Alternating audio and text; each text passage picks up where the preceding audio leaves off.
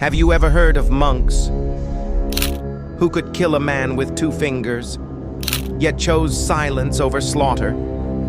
In a quiet temple nestled in the Songshan Mountains of China, lived warriors unlike any the world had ever seen.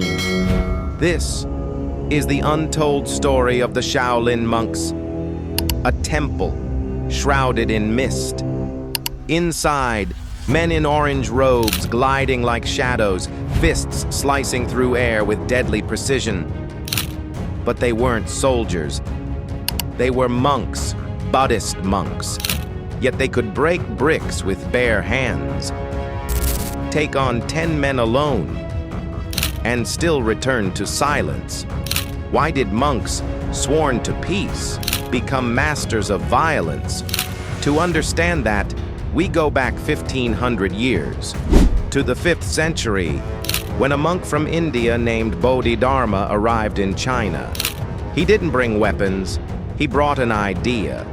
Dhyana, a deep, silent, focused form of meditation.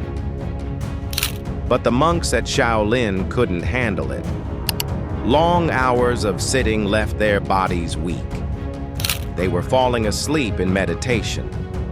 So Bodhidharma introduced movement, simple forms, stretching limbs, flowing breath, imitating nature, the tiger, the crane, the snake.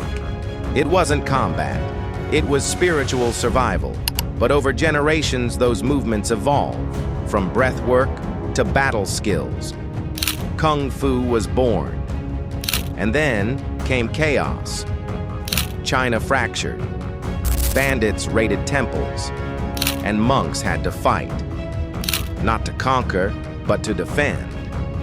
And they fought like ghosts. Fast, fluid, precise. Legends spread. Monks who could dodge arrows, stop swords with open palms. But they returned to meditation, to silence. Even emperors noticed. The Tang dynasty rewarded Shaolin for crushing rebellions. But power breeds fear. In 1644, Qing soldiers stormed the temple. They burned the halls, slaughtered the monks. But Shaolin did not die. Survivors vanished into forests. They trained in exile, passed down styles through coded names. 5 animal style, iron body. Among them was Monk Sante, said to have mastered all 36 chambers of Shaolin training. He could strike iron without pain, meditate through freezing nights. Training was brutal. Children rose before dawn, held horse stances for hours, punched trees until their knuckles bled. Because for the Shaolin, violence was never the goal. Control was. Behind every move, pain. Behind every silence, sacrifice. Even today, the Shaolin Temple stands, rebuilt, reborn. At dawn, real monks still train. No cameras, no applause, just breathe, stillness. Shaolin wasn't just about fighting. It was a mirror, showing what happens when you master yourself. Their strength wasn't in their hands, it was in their restraint. Even far beyond China, the Shaolin spirit lives. Korea, Japan, martial arts carried its echo. Then came Bruce Lee, Jackie Chan. They showed the world not just Kung Fu, but the soul of Shaolin. But the real battle was never in the arena.